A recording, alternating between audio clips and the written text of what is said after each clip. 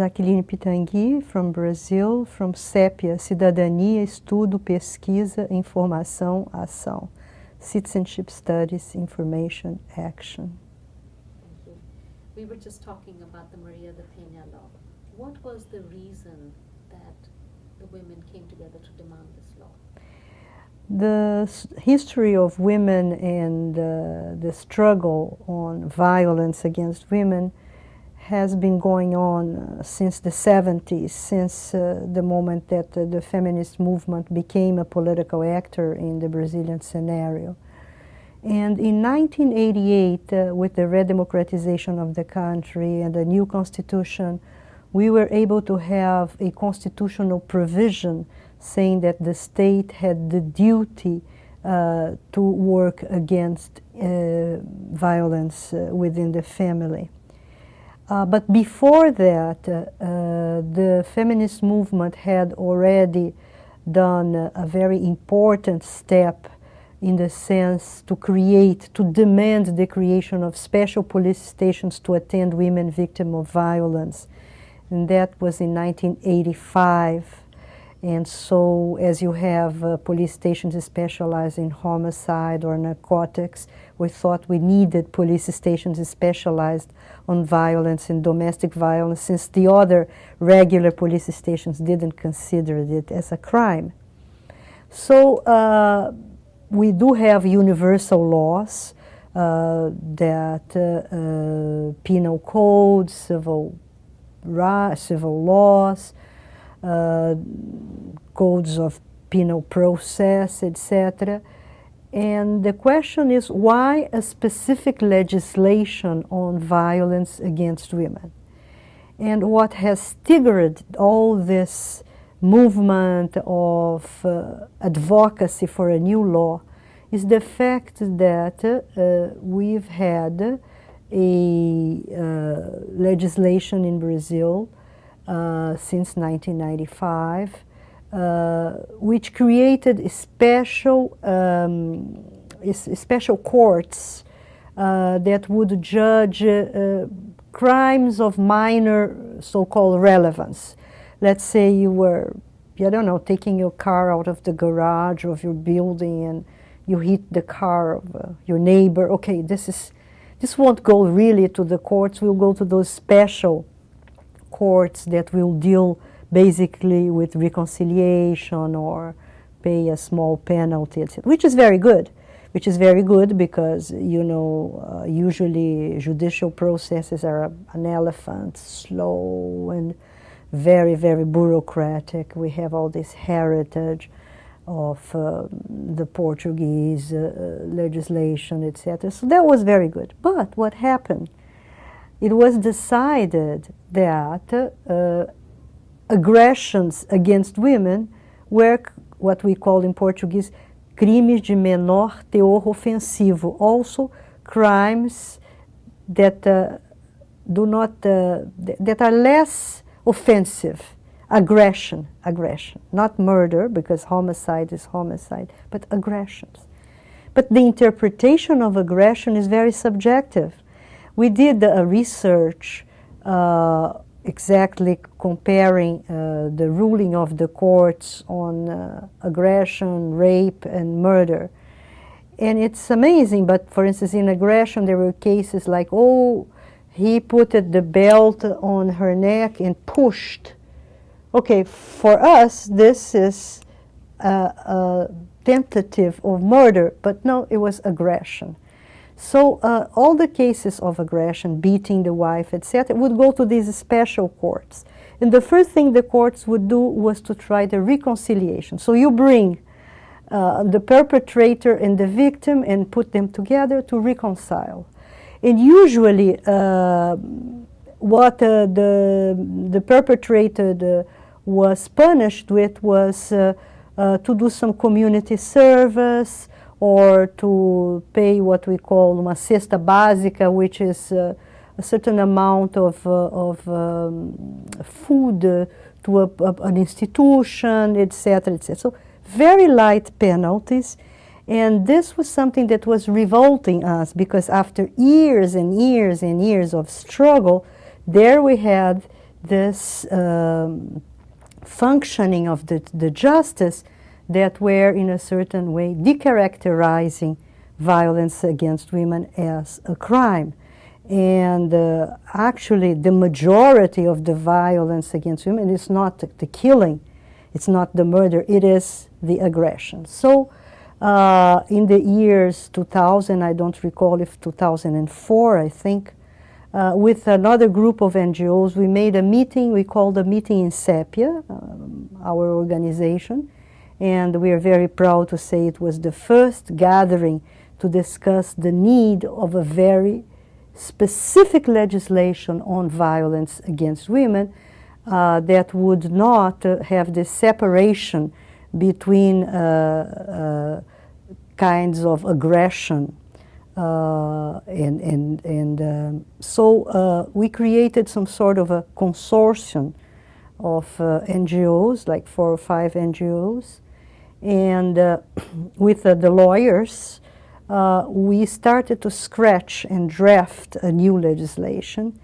And this has taken a couple of years, and then the Bureau for Women's Affairs, Secretaria de Políticas para a Mulher, a federal level organ, has endorsed this initiative. And we kept on. We went to very well-known and respected lawyers, specialized in constitutional process, in penal process. And then we also did a whole lot of advocacy work within the Congress. We had a federal representative who is a feminist to be the rapporteur of the project. In every state, and you know Brazil is a very large federative republic, we wanted to bring this discussion to the public, so public hearings were organized in many state-level assemblies. And finally, we had a legislation which is called Maria da Penha law. Now, who is Maria da Penha? Maria da Penha is a woman who she was doing graduate work, I think in the area of biology, if I'm not mistaken, at the university in São Paulo. She's from the Northeast. She met the man with whom she got married. And he was not Brazilian, but that doesn't have any importance. And they got married, and they went to live in the Northeast. They had 2 children. And this man became very violent. And he became so violent that he attempted to murder her. And she became a paraplegic. And she accessed the Brazilian courts. And it took so long for the process to go on that a group of women, feminists, appealed to the Inter-American Human Rights Court. And then Brazil was called upon by the Inter-American Court because it was taking too long to judge and condemn her husband. And so this case became emblematic of the failure of the justice in dealing with violence against women, because what is important is that there has been amazing advancements at the police level, but then the police goes up to that point. It prepares the process, etc., but then it renders it to the justice system. And this was very, very important, very relevant, very positive that this happened. And so it is in honor of Maria da Penha that the President Lula called the new legislation Maria da Penha law.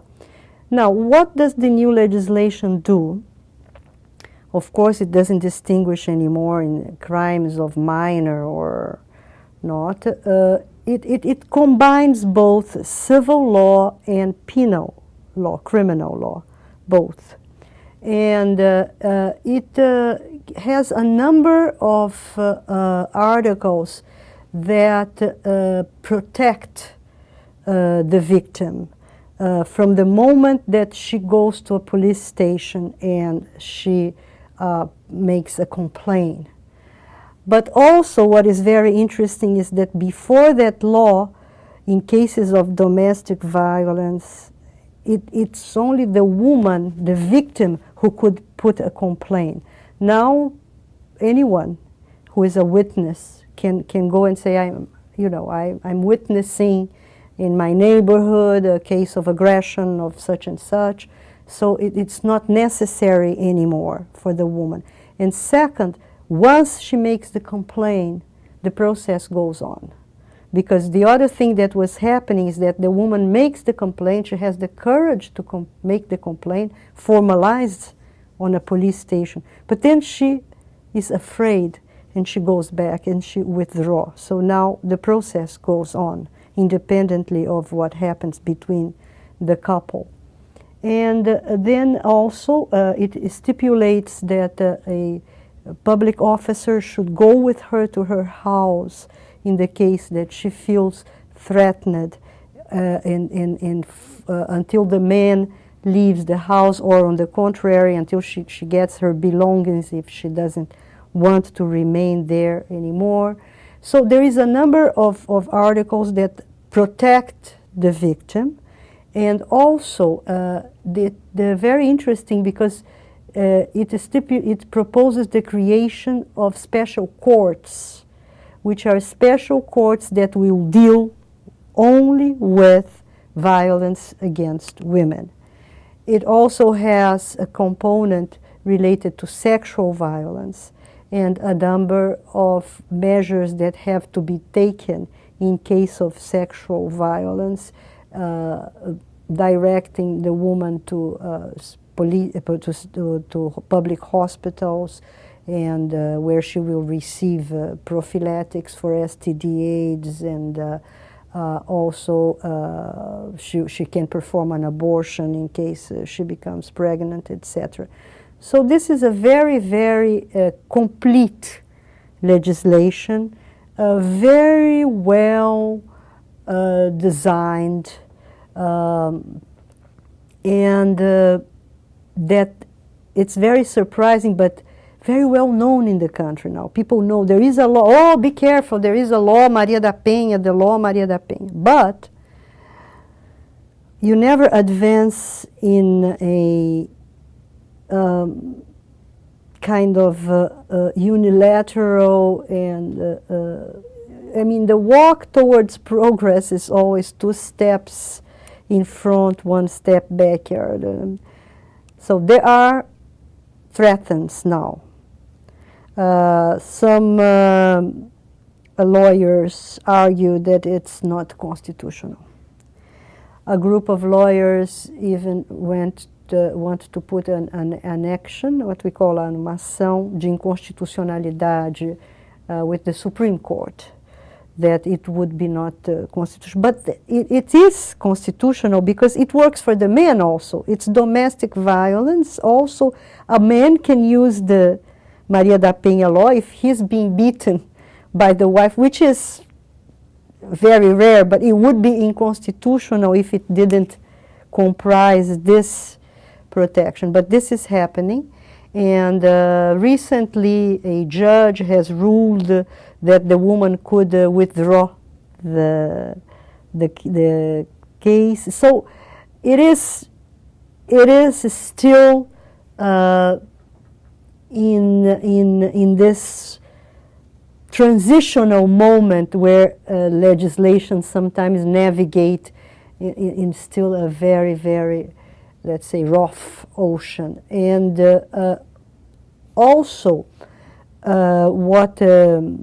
what has happening with Maria da Penha law is that the creation of those courts means money, means the allocation of money, means the training of judges to work on violence against women on the courts, means courts have to have clerks, have to have lawyers, have to have...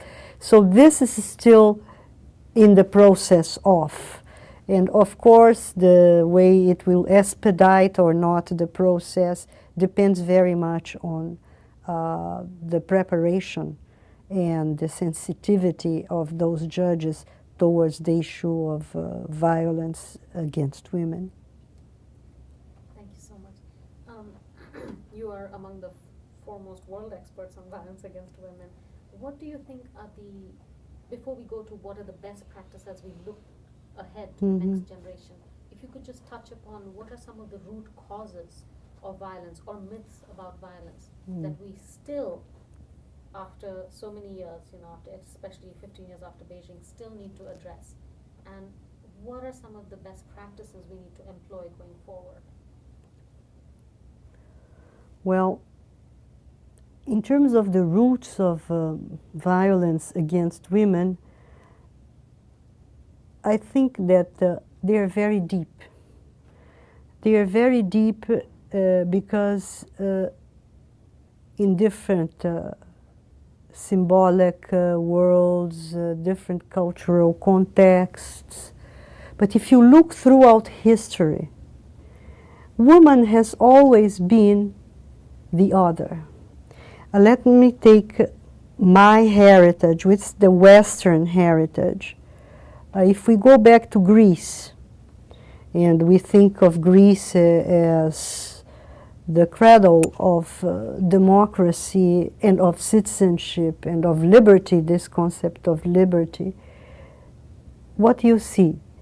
You see that in order to belong to the agora, to belong to the, to be a citizen, you had to be male and you had to be free.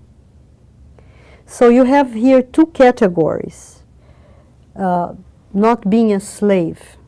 But theoretically, a slave could surpass that condition in acts of honor. I mean, in the war, a war hero, etc. He could, at least theoretically, become free. How can a woman surpass her sexual condition? Impossible. If you go to Rome and you take all the Roman legislation and the idea of paterfamilias, which will follow on our codes, you will see also that the man is the head of the household, including the woman. So throughout our history, woman has always been less citizen than the men. And I don't have a response for that. It's not mathematics. It is so complex. It has so many dimensions. It is at the same time dynamic. It is recreated. It's recreated in modernity also, because you will find other ways in our times that in one way or another are also putting woman in a subaltern position.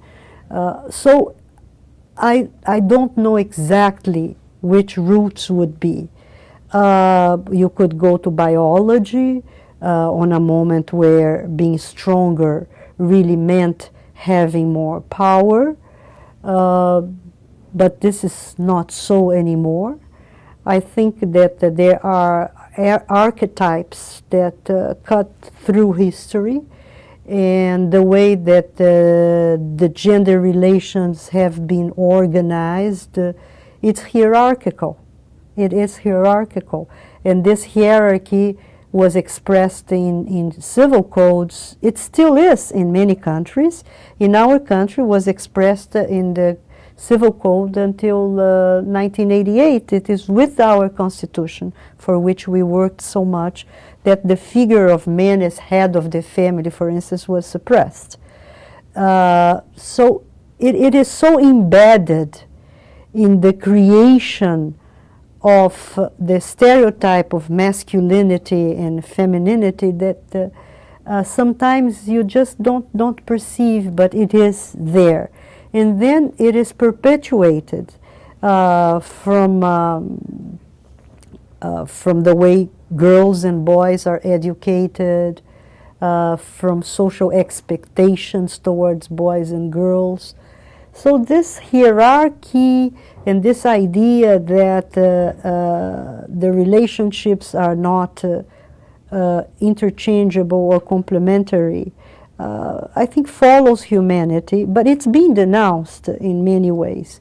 So what we see in terms of change, however, is that the ground is not the same.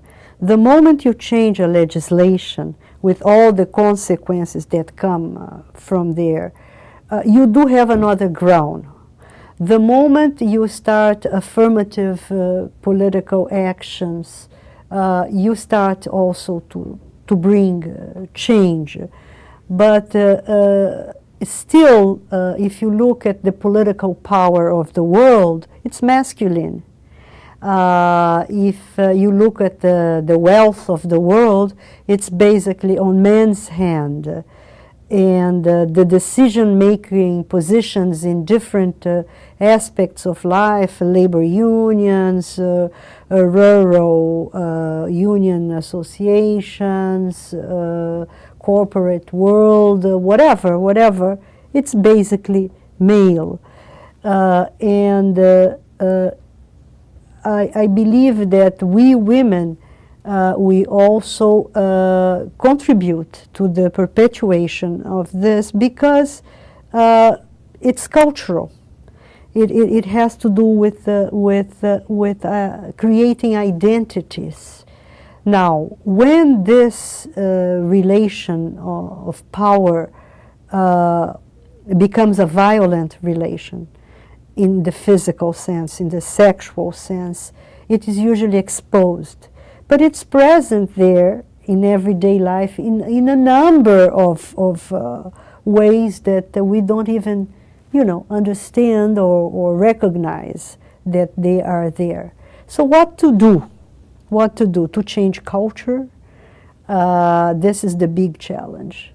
And how to change culture? Well, you have to work with stereotypes of masculinity created around the idea of violence and power, and femininity created around the idea of fragility. And so this is one thing. Start to work in educational processes. I remember when I was heading the National Council for Women's Rights, we started with the Ministry of Education a public context to give an award to the best text for school. We had first prize, second prize, and third prize for small children in school. We couldn't, because when we analyzed, all of them were sexists. All of them had, for instance, to start to alphabet the children, a little oven and the figure of a woman, a plane and the figure of a boy, and so the little child had to do the.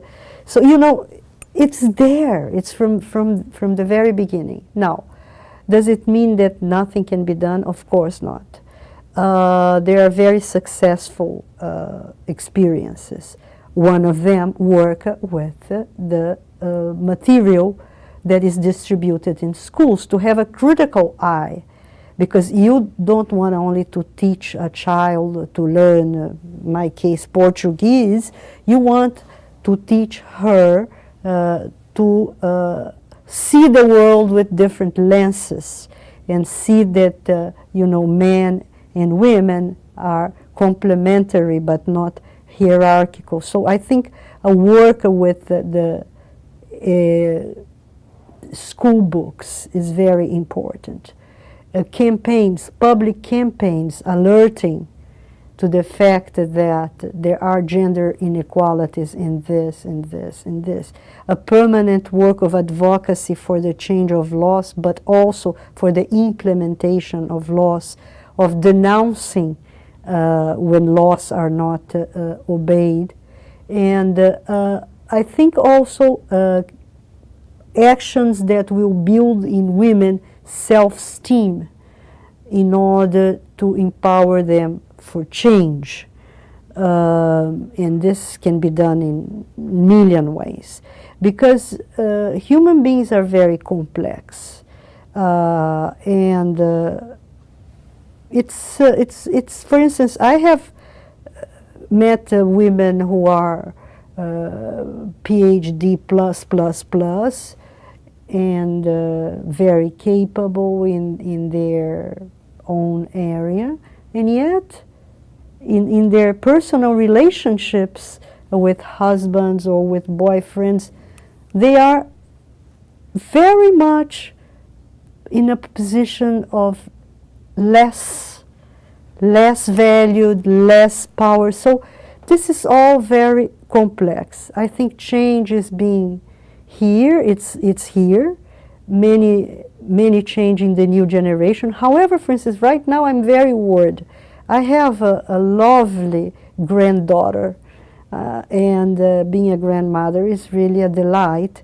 And I notice while I educated my daughter, I mean, like, she would wear jeans, and not that she wouldn't wear a lovely dress for a party, it's not that, but now everything is pink and princess. I mean, what is this? This has a meaning. I mean, I see my little Sophia, she loves to wear, her favorite color is pink.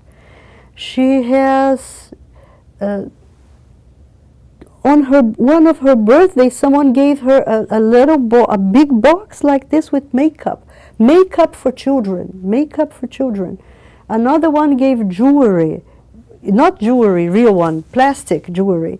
And it's, I'm supposing this country too, it's the princess this, the princess there.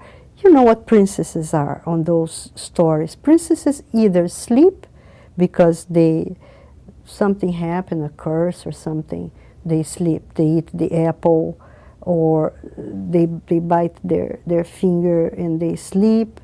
It's the immobility, the fragility until the prince comes on a horse, that's movement, and save them. So we are seeing now a rebirth of this. And this is very dangerous. This is very dangerous. I'm very worried about it. Of course, there's an industry there, but this is also a cultural industry of, again, reshaping the idea of femininity in a way that it becomes very much around very much pink. You know what I mean? So you see, it's a never-ending struggle that we are on in very different levels. Also, we have done in Cepia a lot of work at training police officers, working with police officers. And if for an audience of 200 you reach 20, this is great, you know, because they can make a difference. And also we've worked with health professionals working in public services that attend women victims of violence. We took also to medical students a course on, well, it was not on violence, but it was bringing to the medical students issues of justice, gender, human rights. It's so many doors that you have to knock on, you know. It's endless. Thank you. And on that note, it being endless, because this work has been going on for so long, are you hopeful about the next decade in terms of dealing with this issue? Or the next? Well, I am not, I'm quite worried about the state of the world, and I don't think we can pretend we navigate independently of what's happening in the world as a whole. We are members of a society, we are social actors, we are members of a planet, and unfortunately I think that we've seen armed conflicts everywhere.